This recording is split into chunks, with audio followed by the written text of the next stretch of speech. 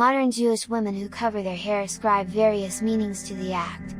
For some it is a sign of marriage, for others, it is a symbol of piety and humility, perhaps an act of deference to the will of God. It is also thought of as a sign of modesty.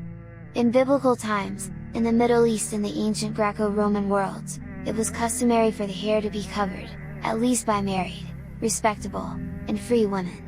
The Old Testament Torah mentions head or hair covering only briefly, but these few words have evolved into a complex hijab ritual practiced by devout Jews across the globe.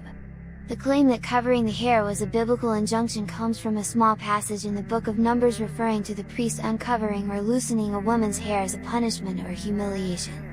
It describes a ceremony that tests the fidelity of a woman accused of adultery. According to the Torah, the priest uncovers or unbraids the accused woman's hair as part of the humiliation that precedes the ceremony and can be found in the book of Numbers 5:18. Other orders calling for the Jewish woman to wear hijab or to cover her hair come from the body of literature known collectively as the Talmud. Accordingly, women going about with uncovered hair were engaging in an unacceptable act, so unacceptable that it was considered grounds for divorce. In a society so highly conscious of sexuality and its dangers, veiling was considered an absolute necessity to maintain modesty and chastity. Some rabbis even consider the exposure of a woman's hair to be as socially unacceptable as the exposure of her private parts. Thus married women were enjoined to cover their hair in communal spaces, and many rabbis even forbade the recitation of blessings in the presence of a bareheaded woman. The modesty laws found in the Talmud acted to render the woman inaccessible and unavailable to all but her husband. The covering of the hair was a warning signifying that the wearer was a respectable married woman. So although the Jewish hijab is a symbol of submission, it is also a badge of honor. When a married woman covers her head, it is a symbol of the greater dignity now attributed to her. Many women regard their head coverings as a queen does her crown. In biblical and post-biblical Judaism, the wearing of hijab came to represent part of a woman's life cycle, symbolizing the move from maidenhood to womanhood. By the Middle Ages, across the Jewish world, hair covering was a firmly entrenched religious obligation. Interestingly, this was the same obligation that at the time, existed in both the Christian and Muslim spheres of influence. The first serious challenge to traditional hair covering came from the wearing of wigs. A practice that began in the French court soon swept over Europe and into the Jewish communities. The practice was at first denounced by Jewish authorities, who inveighed against what appeared to be inappropriate emulation of the ways of the non-Jews.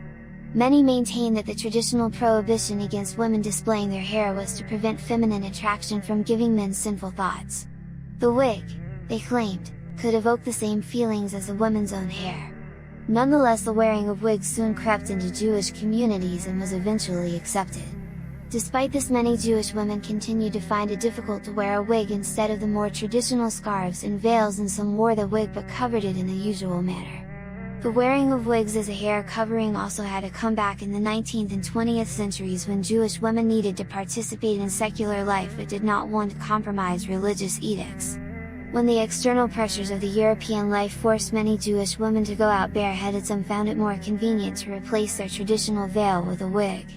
While not inexorably linked with the wearing of wigs, the practice of shaving a woman's hair upon marriage became prevalent in Central Europe in what is known as the early modern period Jewish law. Thus many women chose to shave their heads in order that no hair could escape the confines of her wig or scarf. Into the 20th and 21st centuries, there is widespread disregard for the practice of hair covering itself. However, religiously oriented Jews continue to confront the problem. There are rabbis who tolerate the lapse of the custom with the understanding that society had changed and it is no longer considered immodest to keep one's hair uncovered, but for the most part head covering continues to be problematic. Today, the majority of Jewish women do not cover their hair except in the synagogue. For Jewish and Muslim women, modesty is an important part of their faith, influencing their daily lives in many ways, such as how they walk, dress, and interact with others. Both religions encourage modesty primarily to channel a woman's beauty to where it truly belongs, within her marriage. Both religions take their laws of modesty very seriously, and hijab is considered a way of living rather than just a scarf, wig, or veil. At one time, and as little as 100 years ago, most Christian denominations considered covering their hair and dressing modestly an integral part of their religious beliefs too. In the 21st century this behavior is generally restricted to fringe denominations, yet to a certain extent both Christianity and Judaism still consider modest dress and behavior to be the norm.